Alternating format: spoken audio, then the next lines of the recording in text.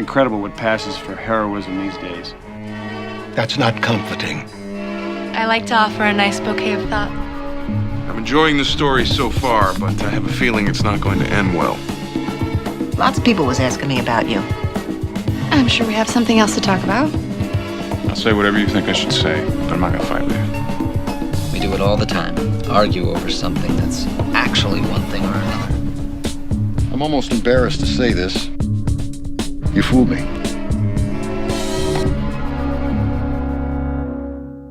Welcome to Mad Men, the weekly show where we discuss a show that used to come out weekly. Every week, we take a close look at an episode of the AMC series Mad Men, which ran from 2007 to 2015, and we gear our conversation around the conversation the show is having about all kinds of things, like John Glenn orbiting the Earth and planes falling from the sky.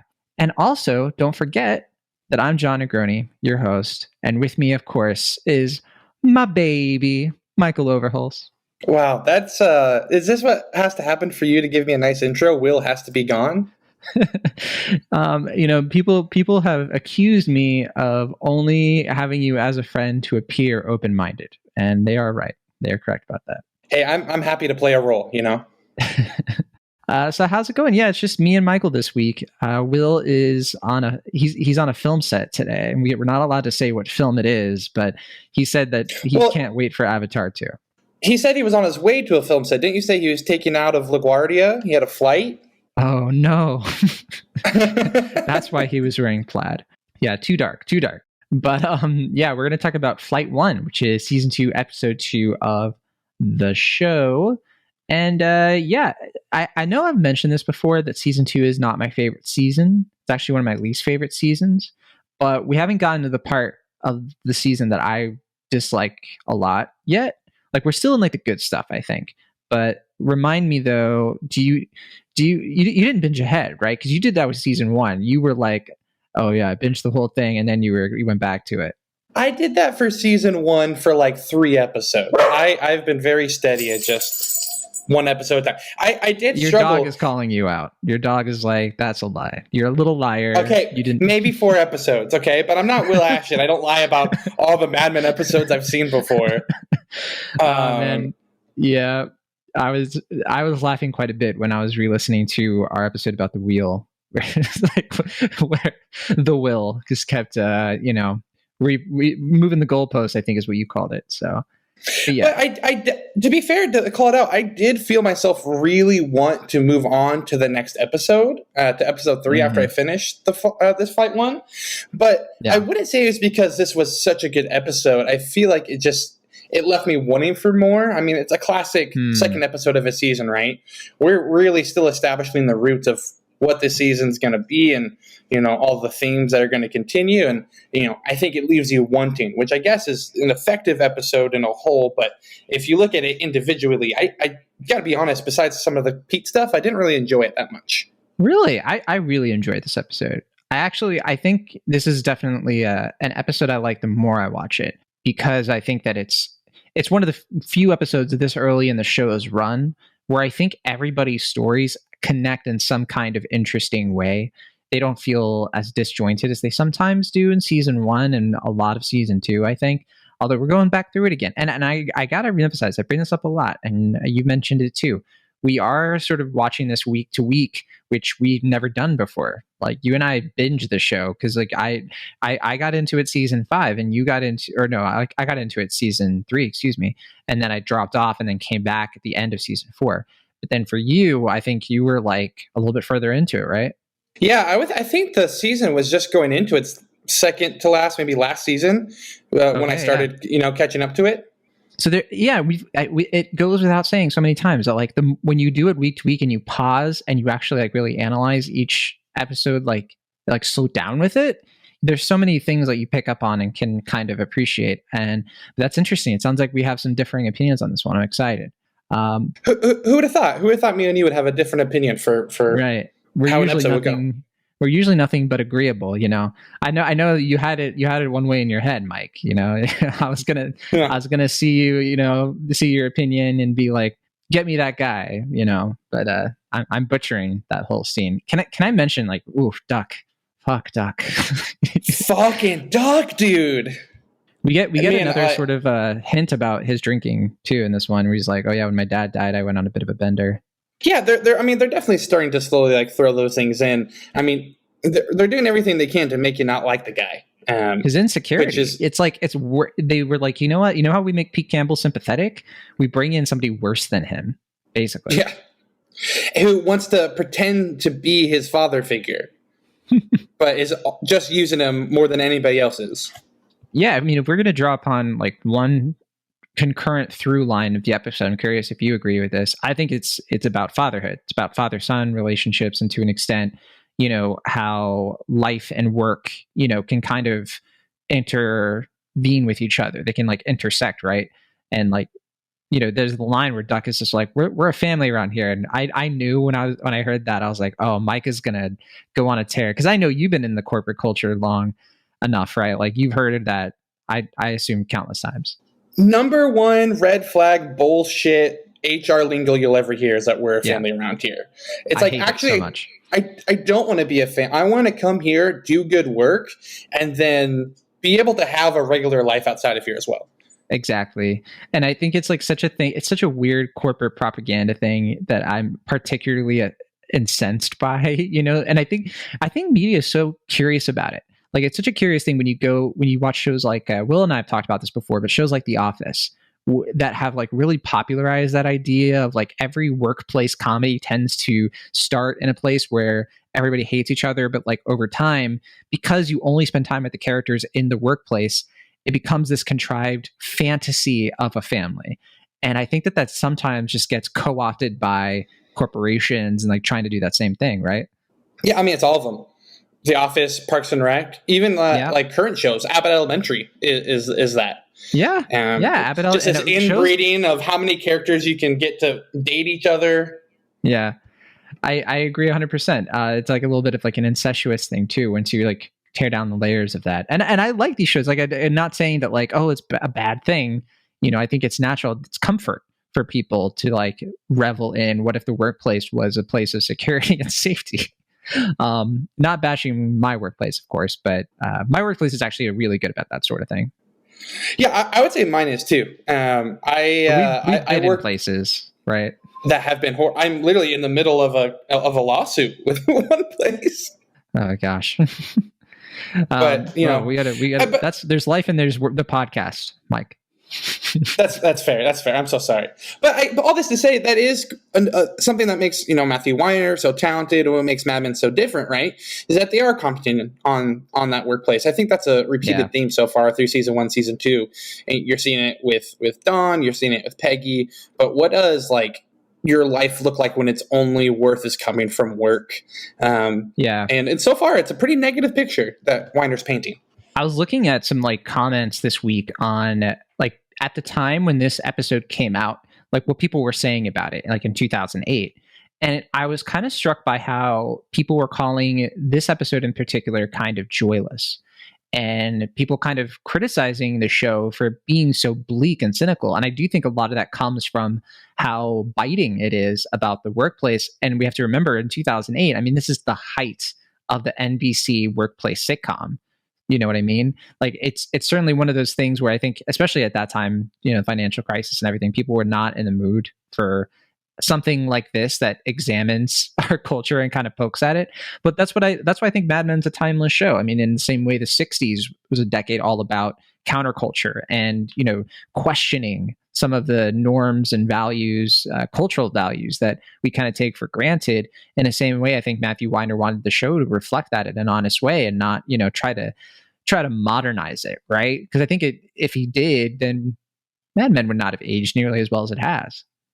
Yeah, I think it's a really good call out to think about the time when this came out. 2008, a lot of people losing their jobs, a lot of people scared of losing their jobs. It's just all very interesting. It's Mad Men, I think, just thrives on making those biting social commentaries, though, and you have to accept that they are going to. And it's interesting how at different times of watching this, I know you've done it a couple times, I'm sure it's spoken differently to you.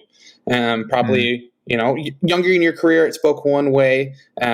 being pretty established now probably speaks another, and having to look at the larger picture of the workspace. But all this to say, No, I think that's spot on, and I think I should be super upfront about the perspective that I bring, right? Because to what you're saying, when I first watched the show, it was what hooked me into it was I was studying advertising for the first time, and there was that creative inspiration I got from the show, the excitement of like, oh, what kind of pitch is Don going to do next, and all the other themes kind of snuck up on me because I wasn't ready for them.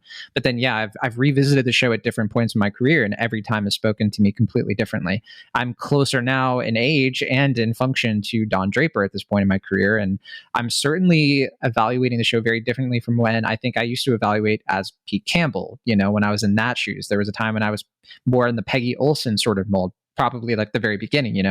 So I think that's super fair. I'm curious, like, kind of what you bring to that, because I assume I don't know who your favorite character is, Mike. I don't think I've asked you.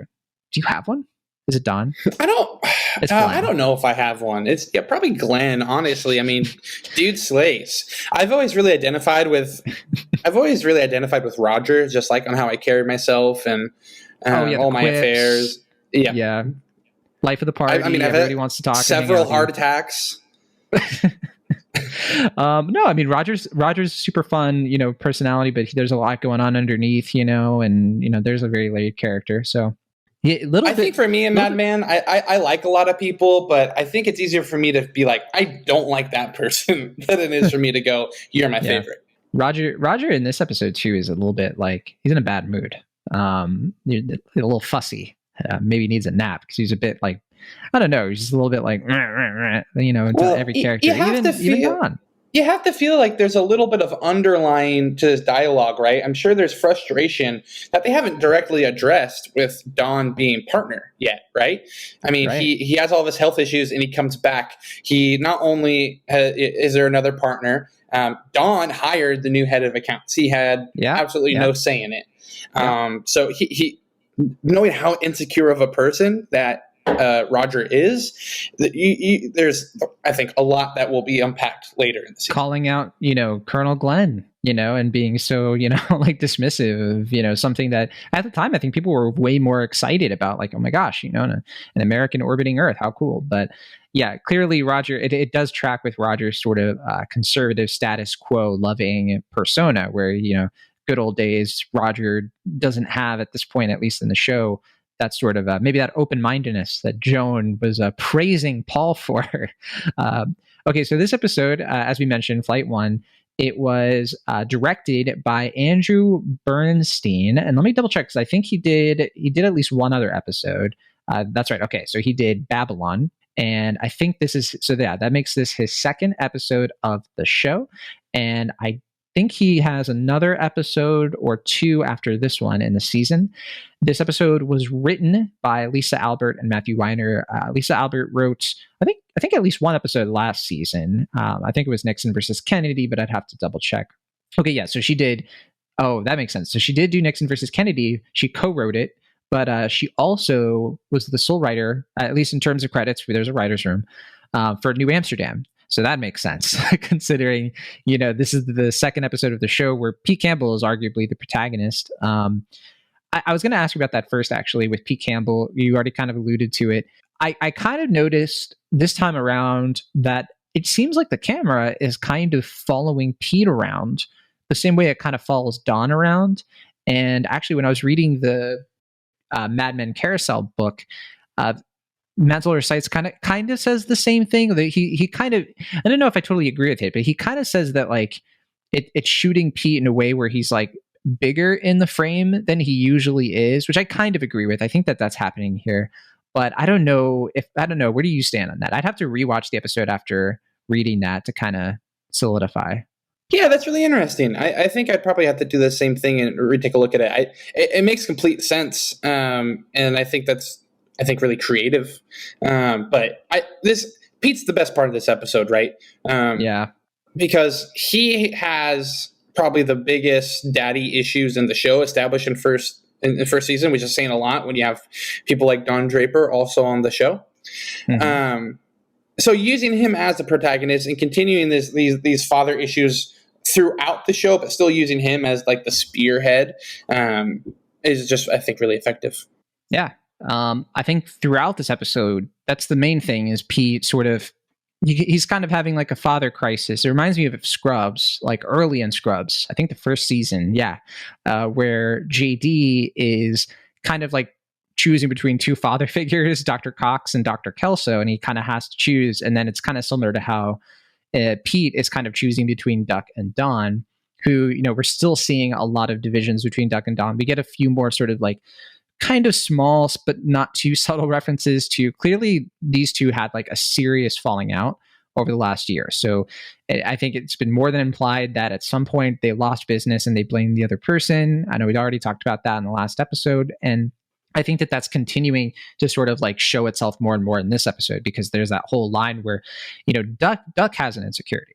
Duck kind of sees himself as sort of like, you know, he wants to be considered like better than Don, I guess, essentially. Like he's competing with Don Draper. It reminds me of like when Roger is like telling Don not to compete with Pete Campbell. But, you know, when Don has that meeting with the guy from Mohawk, Lamont, he even says to him, you know, like Lamont says to Don, it's like, when I came to Sterling Cooper, people told me like, Sterling Cooper, you get Don Draper. And I think Duck sees that and is just sort of like, you know, who cares about Don Draper? Like he wants to be seen as like the head honcho. This is his redemption arc, right? He's the main character in his own story. And I just love this petty rivalry between them. It's so easy to root for Don, obviously. Like who roots for Duck? Find me that person. And I want to talk to them. Who's watching this and being like, Duck, Duck, Goose? I don't even know what that means. Does Don know it's a petty rivalry, though? To me, Don just seems like he treats Duck like he does Pete. Like he knows like you aren't talented. Mm-hmm. Yeah, he's like, you're entitled. You're sort of just like, I don't know, because it's so weird, the dynamic between them. Don hired him, you know? So clearly something, like these two just do not mesh whatsoever. And it's so ironic considering Pete and Don seem to have come to like an understanding or like a respect at this point. I think that like Don is seeing that like, okay, yeah, you're a spoiled brat, but at least you're good at your job. he's not gonna belittle Pete if Pete is actually doing good work, which I think is like, that's the principle that Don stands by, right? Yeah, and Pete's calmed down, obviously, right? He's not pulling his shenanigans anymore, making these outrageous big plays. You know, he's working. Maybe he's not keeping his head to the grindstone as much as like Peggy is, but you know, Duck's now the one that's stuck in his craw. I think Pete is doing the natural human thing where he is changing. He's changing based on his environment. And I think it's easy to see that like the environment he grew up in, like the dad that he had, it was a very specific type of upbringing that made him the way that he is. And I think all this time spending around somebody like Don Draper and learning from him and being influenced by him is actually helping him change for the better, I think. Like, I think he's reasonably challenged by Don in some ways and wants to be like him. And, you know, he's kind of in a fake it till you make it sort of scenario. And there's something interesting about how his father in the show has to die in order for that to like really be a demarcation. Now, we should mention that the actor who played Pete's dad last season, he actually passed away for real. I forget his name, but they dedicate this episode to him. But he died in an avalanche in a snow resort in California. And I had no idea about that until I was just kind of like looking into the episode. But yeah, it's kind of interesting. I'm not sure, you know, sort of like the timing on that necessarily, but clearly they kind of did the same thing that Sterling Cooper did with American Airlines. They used this tragedy as an opportunity to tell a story. I'm not being mean. Yeah. Did they actually get an opportunity though? Because the way the episode ends and plays out, it definitely makes it seem like Don was right, and that American Airlines isn't actually being serious, and that Duck was overplaying his in. Yeah, I go back and forth on this. So you think, because like obviously it's easy to stand with Don, right? You know, like most of us would look at the situation and be like, yeah, you got to be loyal. But I mean, we still got to put ourselves in the shoes of like Roger and Bert and them. Why are they going for it? You know, and it's because I think Duck has a point, and I think Roger has a point, that even going after American Airlines and showing that you're serious and that you can go toe to toe is good for the agency, even if they lose Mohawk. So like in the long run, it's good for the agency. But then you can look at what Don's side and say like, yeah, but I mean, do you want to really be viewed as an agency that is willing to cut people loose to get ahead? Like that's kind of, I don't know. Do you think that's in line with Don's character too? Because like, I guess like Bert sees him as sort of like an Atlas Shrugged type, you know, like rational self-interest, will do anything to get ahead, not sentimental. But that's not really who Don is he? Well, Maybe you got to remember this that's is new why Don, right? Yeah. He's changed. He read Meditations in an Emergency. This is Family Man Don. This is my word. I am who I am, and my word is everything, Don. I'm not cheating on my wife for the first time, and I think forever. I think even Don. Don from last season. I think Don from last season would also, though, be sort of doing this. Like, I don't think that he would, like, if this had happened episode 2 last season, I think Don would be like, why would we do that? No, be nice. Yeah, fair enough. I don't think so. Hard to say. It's hard to say. Okay. We're chewing on because I'm not sure either. You know, I'm just kind of throwing it out there. If only we had a third person come in and, you know, yeah, Will Ashton. Well, if only it was Will, what do you think? Well, Mike, you know, I think that Shrek is a great movie. And sorry, what? I love movies. I don't know. Will's a hard impression. We gotta work on our Will impression. Yeah. You know, stoic but vulnerable. That's Will. Okay. No easy way to transition from that, but so did mention that Don and Pete have this kind of father-son thing. Pete ends up going with Duck because Don kind of scolds him a little bit. There's also something that I picked up in this episode that, and I want to bring up with like Peggy too, the way that parents treat sons versus the way that parents treat daughters. Because like, you know, the whole thing with Sally is kind of interesting because like the way that Don treats Bobby, like when Bobby's like disobeying and just being a little brat, Don is very sympathetic. I think Don sees his son and kind of treats him the way that he wishes his parents had treated him, right? Not too strict. But with Sally, you know, he's not too strict with Sally, but he kind of treats her like an adult, you know? He kind of treats her an adult in the way that like he disrespects Betty or looks down on Betty for acting like a child. He like sort of tries to get Sally to make them drinks and do all this adult stuff. And he talks to her like an adult, right? Like when he's explaining how to do the drinks, he's not being like, you know, like you're a dumb little kid. Like he's kind of, you know, he's not talking down to her at all. He's just sort of being like, all right, this is how you do it, you know, whatever. I think it also definitely has to do with her being the oldest too. We have to imagine young Don doesn't really know how to be a parent, especially the first time. And so what does he do? He never had a sister. Yeah. I'm going to treat her like I would treat anybody.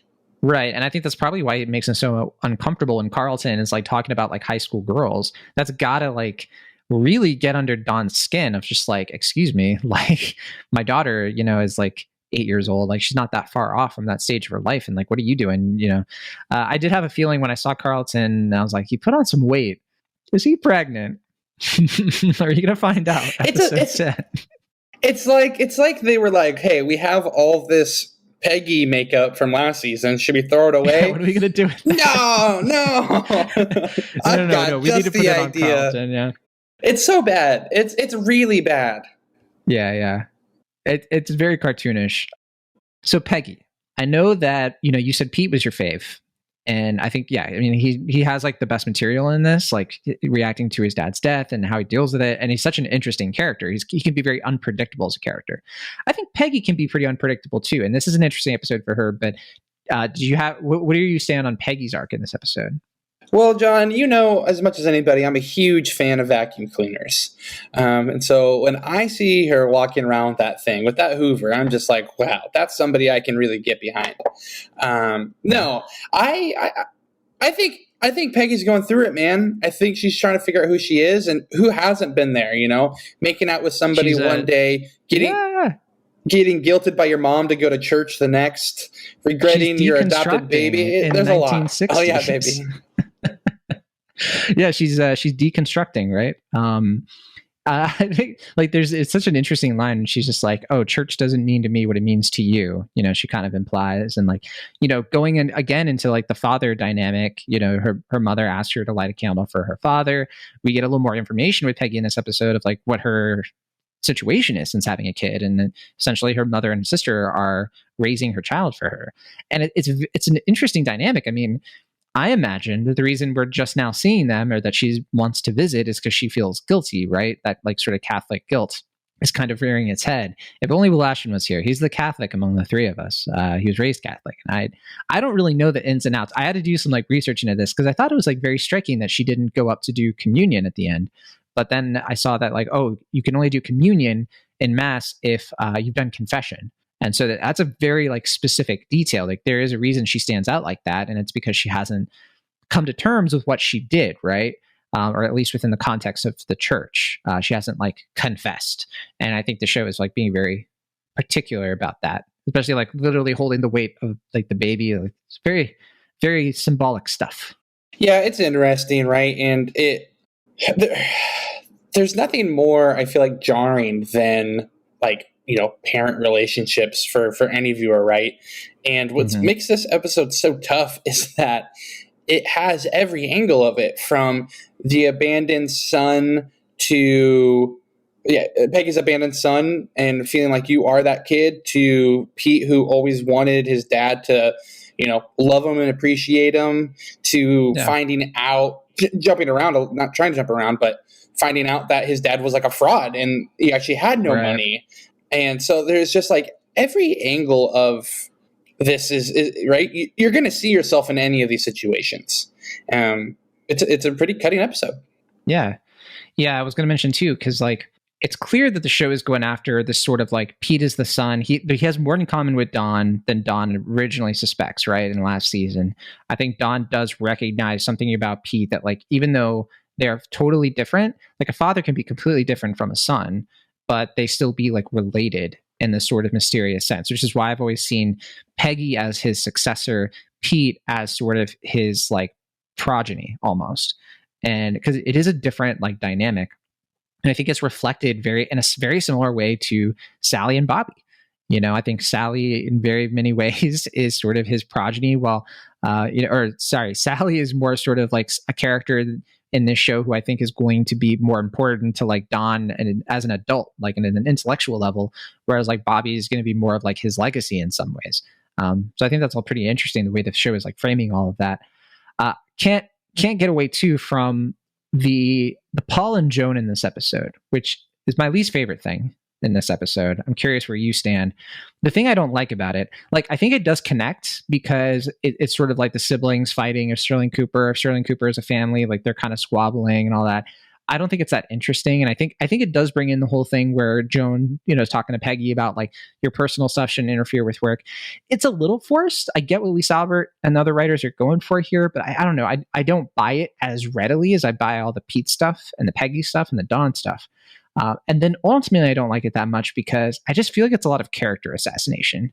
I think that like the way that Joan acts, like the racism, the like that is sort of framed as like racism, but also jealousy, but also maybe both, but also maybe neither. It's kind of a weird dynamic that Joan kind of puts on here.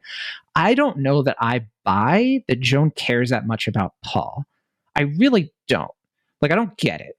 Like, she was with Roger. I see her being petty like this about Roger, but like there's nothing I've seen in the show thus far that like really hints at like Joan really caring about Paul that much. And Nixon Kennedy, she was brushing him off 100%, right? I completely agree. It's hard because it's exactly character assassination. That's actually my biggest beef with this episode is it makes you hate Joan so much. And I think at the end of the day, it's just kind of like weak writing for Joan, and it's shoehorning some things in there. And especially watching it slower than we did the first times, like we talked about. Yeah, it just doesn't feel like she would care about Paul. It's exactly what you're saying. Roger is the person that she's going to care about ultimately at the end of the day. She's going to do whatever she wants to do. And that's why she's dating a doctor at the end of the day, I feel like. Just someone as successful or looked upon as well as someone like a Roger partner would be. So Paul, this writer who lives in New Jersey, who gives a shit? Yeah, I guess that's my confusion about like her character at this point, because I don't know. I feel like you have to reach for your own conclusions on what's going on with her. Like, does she not really care about this doctor and feel like she's kind of settling because of her age? If so, like, I feel like the show needs to give us a little bit more to really sell that, because it's hard to get that, especially initially. Because I don't know, the whole thing with Paul is just, I don't even like Paul. And I think that going after Paul and kind of like knocking him down a peg, which is what she does. She eviscerates him in the office, right? Where she just like lays him out and it's just like, tell me what part of part of that was wrong. I should love that. Like, I should love that whole thing because, yeah, he is super pretentious. He is doing what she's accusing him of. But it's just like the way the show frames it. It doesn't, have that like feeling. And I guess that's what they're going for. Like, I don't think they want you. I think they want us to be sympathetic with Paul, but also sympathetic with Joan. I don't know what they want, actually. It's kind of confusing to me. And I've seen it so many times and it's never sat right with me. No matter how many times I try to like contort the element of the plot around like what's happening.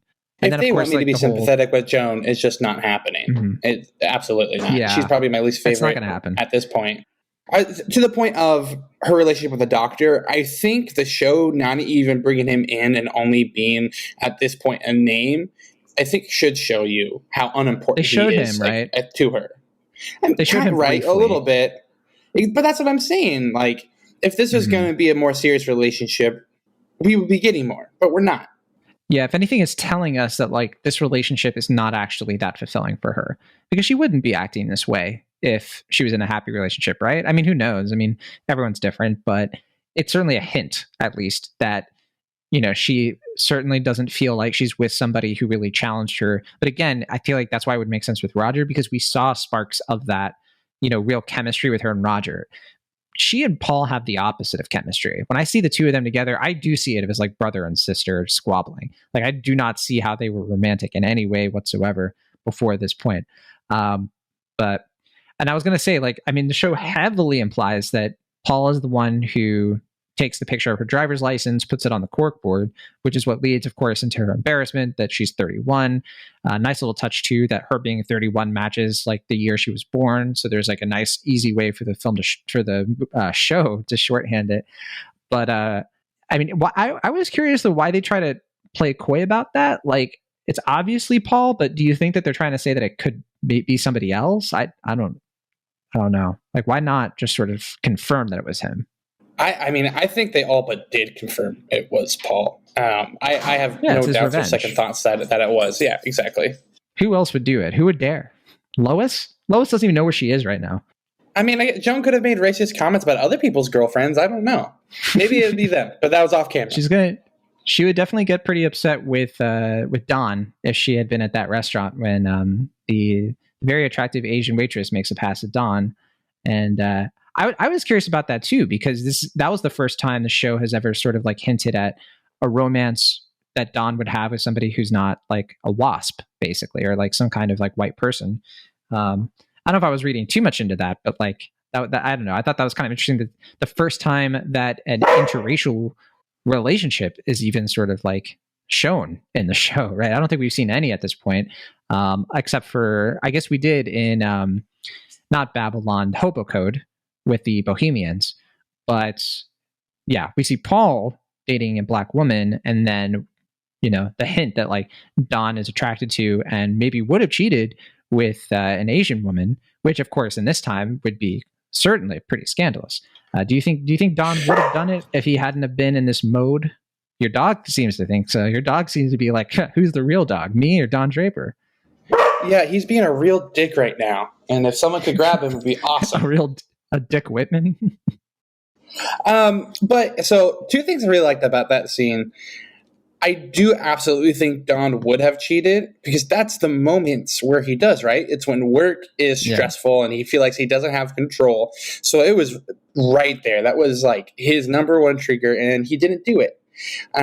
Also, to say it would have been like the more taboo relationship is super fair, but I do think that him, especially for the time in the early 60s when he was having an affair with a Jewish woman, I think is that's true. Pretty taboo. Yeah. Do you want to bring up Mencken? Yeah. Yeah. I think that's a very good point. And I think with the him cheating thing too, what's interesting about this season in particular and this episode is that, and the last episode before this, we really see what led to the dawn of season 1. When he kind of tries to reset to being the family man that we see during his carousel pitch, right?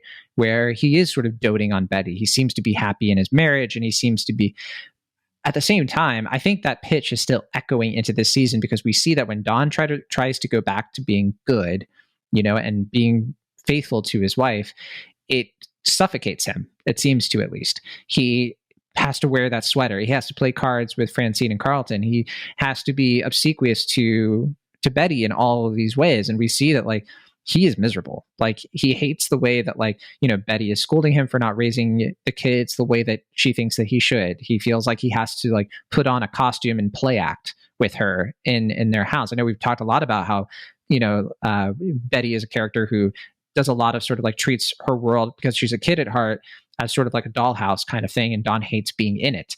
And so I can definitely see like the writing is suggesting like what leads Dawn to trying to find that escape into that other life, and it's a tragedy. It's one of those things where it certainly gets me to examine like, what does Dawn do in this situation? Is it that he's not doing it right? Is there a different way that he could be a better husband? Is there a different way that he could connect with Betty that would resolve this obvious disconnect between them? And I forget how much this season deals with that, but yeah, where do you stand on the Dawn and Betty of it all at this point?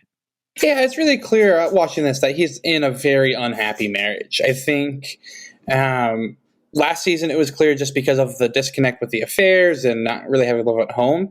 But in a way, it feels even worse this season of, him trying and still it being like there's nothing there for him. It's just empty, and it's just really clear that there's going to be a lot to come for this marriage. And it makes you think about a lot of our parents, right? When divorce numbers started to uptick, like with their parents and in that generation, divorce is still like very hard to go through and very taboo in society and doesn't seem like an option. But you're starting to see it come into the era where it is. Mm-hmm. Yeah, I think that it's so hard to like watch this in that context of knowing how trapped Betty is in this situation, that she can't just divorce Dawn. And I think she's sort of taking it out on him in like very passive aggressive ways, the little digs that she makes about like, my father, would have been, or, I was afraid of my father. I was more afraid of my father than going to sleep. And, she would even say, she even says to Dawn, I know how little boys are. Like she's clearly sore, extremely sore about, over a year later about Dawn cheating on her so much, and she's standing up for herself, and rightfully so. And I think that even like she's like clearly talking to Dawn through Francine and Carlton's. It almost makes me wonder if like that's why she wants to bring them out around so much, because she knows that it like rubs it in Dawn's face when she says that like, I like that Carlton's filled out. It shows that he's happy. It's like a little bit like, whoa, Betty, okay. It's like after everything that Carlton put her through. It's like, it's clear that she and Dawn have just not leveled with each other about what went down. And if they did, I could very much see them patching things up. But yeah, obviously that's not the case. And I think that Dawn is he's not emotionally intelligent enough to deal with that sort of thing. Like he's not honest. I wonder if like Betty even looks at Bobby and it's just like, gets it from his dad, little liar, in a way, it's kind of funny how what they say, right? It's like, oh, he's testing the bounds to make it come true. It's like, he's a little Don Draper, isn't he? Yeah, I definitely read that too. It was about Dawn more than it was about Bobby, and she's still angry about that. And I think the other thing, I completely agree that she likes bringing them around to rub it in Dawn's face, but I think it's also, I think Betty wants Dawn to still like pay a penance for what he did to her. Exactly. And exactly what you're saying. If they did hash it out, Dawn took maybe responsibility, but very little actionable items like punishments, especially Betty with her childlike worldview. She has to think like, no, mister, you're grounded or something like that, right? No, that's a great choice of phrase. I feel like Dawn very much has been grounded. He has to, like, not tonight. He has to head back home. The last episode, he was, home with Bobby while Betty was out, flirting with the mechanic guy. Like, clearly, like, Dawn has kind of been put into this position that he, he's trying to, like, get through it, I guess, to sort of rekindle what he used to have, because he's so sold on it at this point. He sold himself. The carousel pitch was so persuasive that he's still kind of reeling from it, I guess. But yeah, I mean, we don't revisit the sort of the sexual issues that he's been having, like that, but I assume that's still happening too in the background. Do you think that's part of the reason he doesn't hook up with the Asian waitress? He's scared he won't be able to get it up? I don't know. I could be part of it. I could totally buy that, but I also think that he's self-aware enough to know that like he could. I mean, I think the circumstances of it, because I think that like he has confidence in himself. I don't think the show shows him at this point to be for him to have like a low opinion of himself or to be like, insecure about his masculinity. I think that's more what we get from Duck. But at least at this point, I don't think that Don is that insecure. Okay, can we talk about just the different ways both Don and Duck did treat Pete in their multiple interactions with him? Because I think that's really interesting. Like neither is great. Exactly. They both kind of got like 2 at-bats at it, and you're like, Don, you did a pretty good job the first time.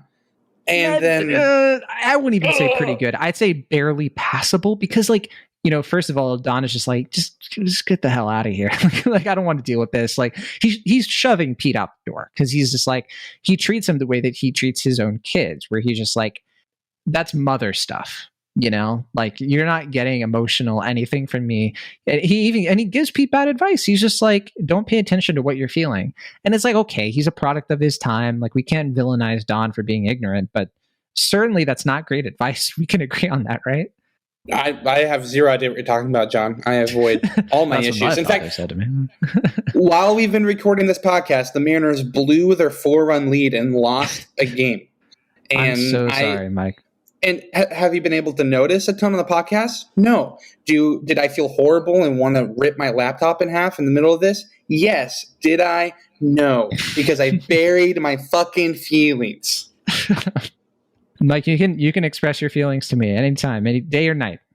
But I would say don't do what Don does in this episode, where like literally Pete is just like, what if somebody do when this happens? And Don just like light bulb goes off. He's like, drink. And he goes right to his drink card. But then what Duck does is way worse. I mean, Pete Campbell has been used in his day, but Jesus fucking Christ. Yeah, Peggy used him, for his sperm. I'm just kidding. She did not do that. But yeah, no, Duck. I mean, like you see it coming. Everybody sees it coming. As soon as he's just saying this sort of things, like I think you're great, Campbell. You're so bright. And I was just like, he's just trying to muscle him into American Airlines because he is a bitch. He sucks. No one likes you, Duck, and no one should. And then Pete has to be like, I'm uncomfortable. Yeah. But then it like ends up like fucking working for Duck, which sucks.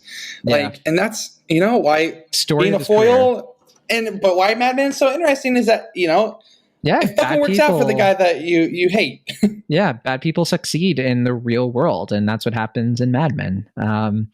At least at this point, we don't know yet, of course, if American Airlines is going to go along with Sterling Cooper for this voyage. But yeah, I think that certainly, like, Pete has to make a decision. He's at a crossroads, and like as soon as this happens with Duck, he's just like, man, this sucks. But he goes to Don, and Don is upset about the Mohawk thing, and he scolds Pete for no reason, right? And he's just like, not a good time. And it's just like, Don, his dad died.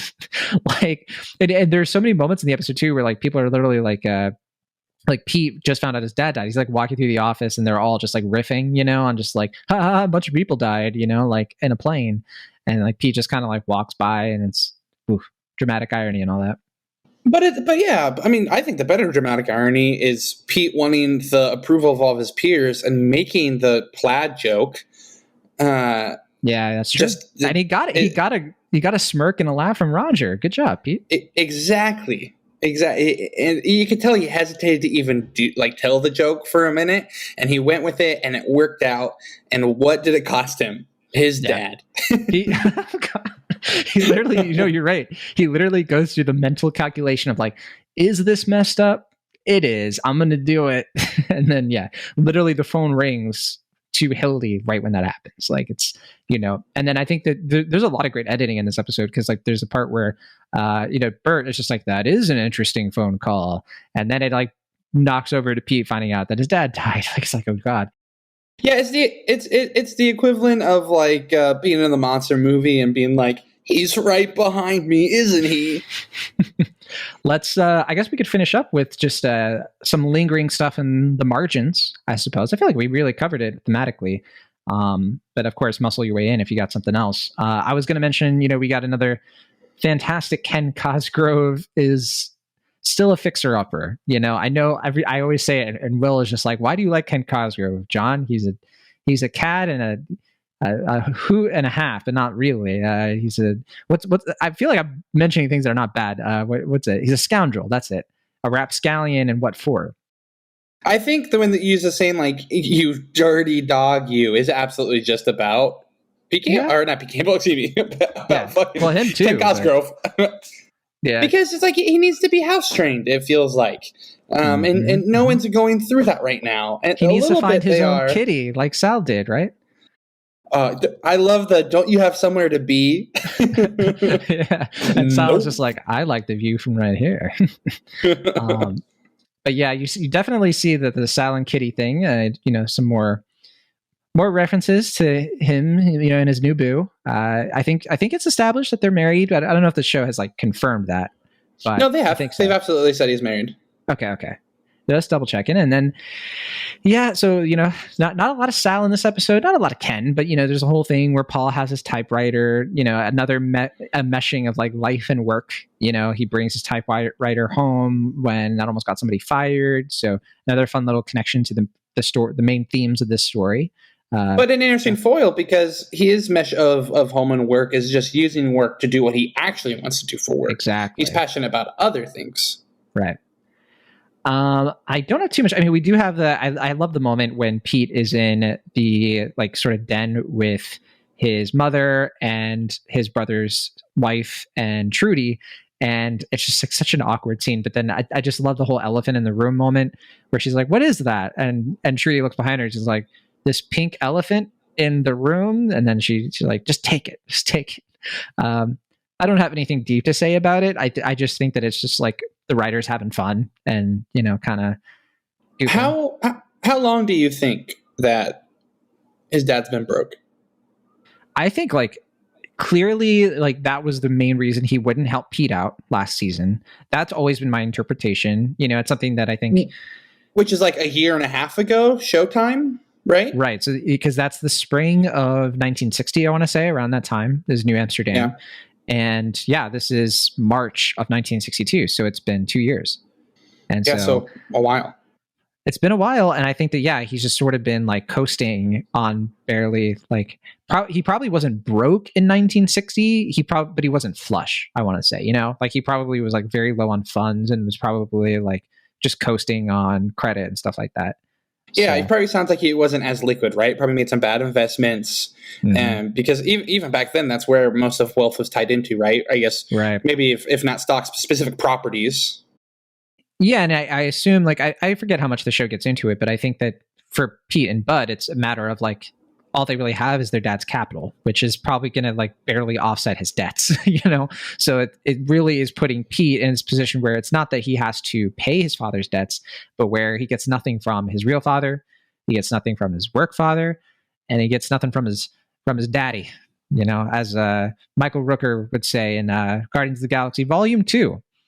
You know, I should do a meme like that where like Pete is Chris Pratt and Don Draper's just like, he may have been your father, boy, but he wasn't your daddy. I'm gonna do it. Damn it! It's actually pretty good. That's actually pretty good. We'll see.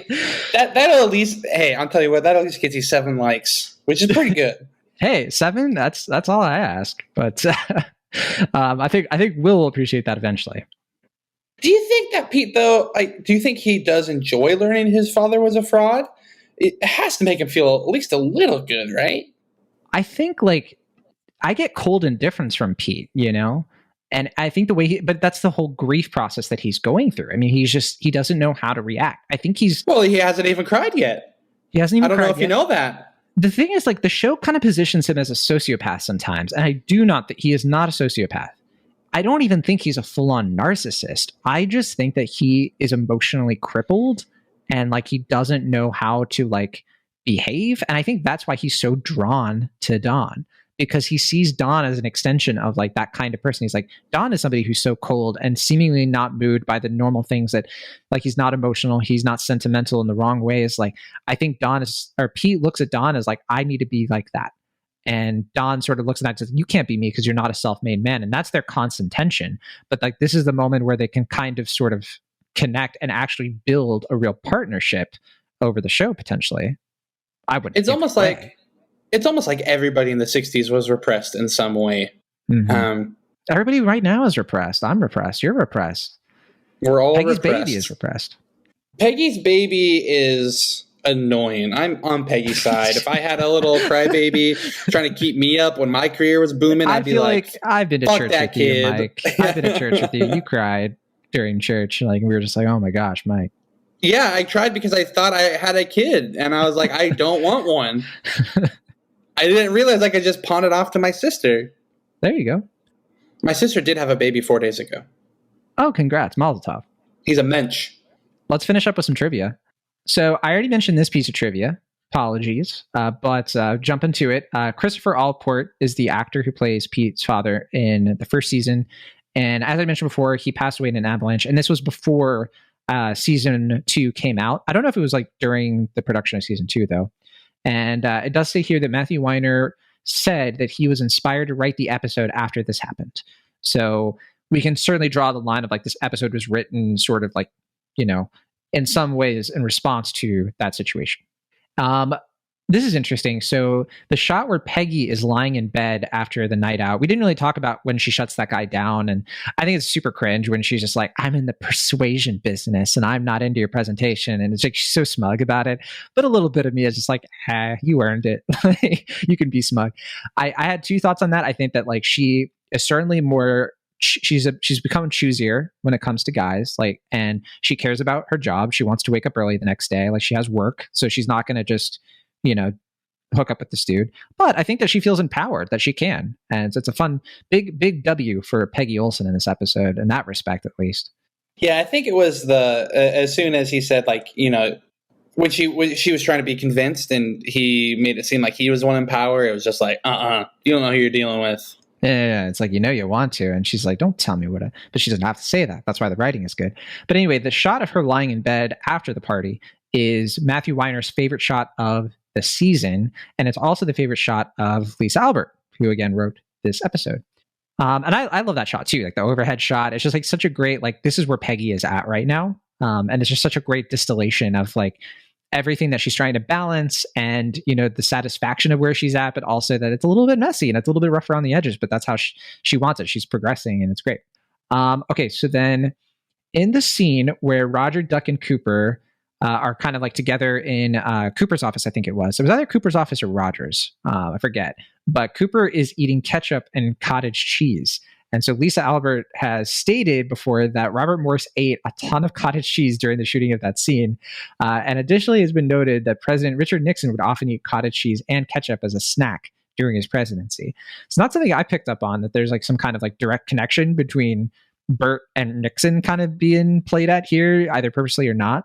I do love that moment though, where Bert is just sort of like when Don says like, yeah, when they're trying to convince him to like drop Mohawk, and they're like, what's another one? It's like, yeah, American, the airline, like, I want to have a client who didn't have a plane that just fell out of the sky. And then I love Bert's honest reaction. It was like, that's good. Like, I just feel like that's so Robert Morse, just kind of like maybe like improvising. I wish it was the truth behind that. Yeah, absolutely. But also cottage cheese is disgusting. Don't want to say that. I don't love cottage cheese. It's got to go with something. Definitely not ketchup. That's disturbing to me. Okay, the Campbell family storyline in this episode regarding money was inspired by Lisa Albert, who found out her mother was in debt after she passed away. So her bringing a little bit of her life into her work. Interesting. The actors were playing an actual game of Pinochle during the scene where Don, Betty, Carlton, and Francine play cards. John Hamm was the only one who knew how to play, while the others were playing it wrong.